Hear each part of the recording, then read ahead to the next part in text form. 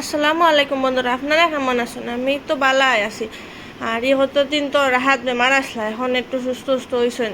সুস্থ হয়েছেন কই স্কুল যাও, স্কুল যাইতাতে তান পাপা কই গেছেন গিয়া বাইরে।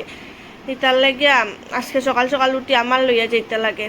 ও মাই রেডি উডি হইয়া সব বাইরে দেখি বৃষ্টি টিষ্টি কিছু নাই, গাড়ি দিয়া উঠছি, যে বৃষ্টি আইছে তার মধ্যে নিয়ে স্কুলও ফসাইয়া রাহাত রে।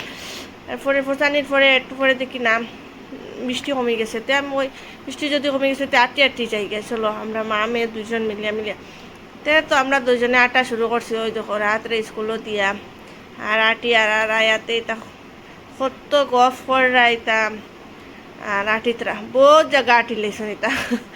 রাস্তাঘাট দোকানপাট সব তাটা বন্ধ, দোকান আবো খোলা হয়েছে না, তখন তোর বাজেরও ফোনে নয়টা, দোকান আবো কিছু খুলছে না। দেখো কালি একলা দৌড়িতরা বেদান আমি হাঁহর দোকান গিয়া হয়তো আমি পানি জানিলাম নাও পারলা সানিও না পড়ি যাবা না, এটা শুনাত নাও তো দৌড়িতরা কালি।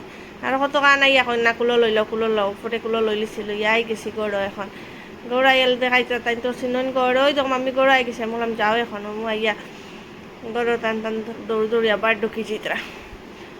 যে হারানি লাগছে, বহুত সময় লাগছে, 25 মিনিটের রাস্তা। আমরা মা মেয়ে দুইজন আটছি, আয়া তো খুব আটিছেন আজকে বুঝছেন।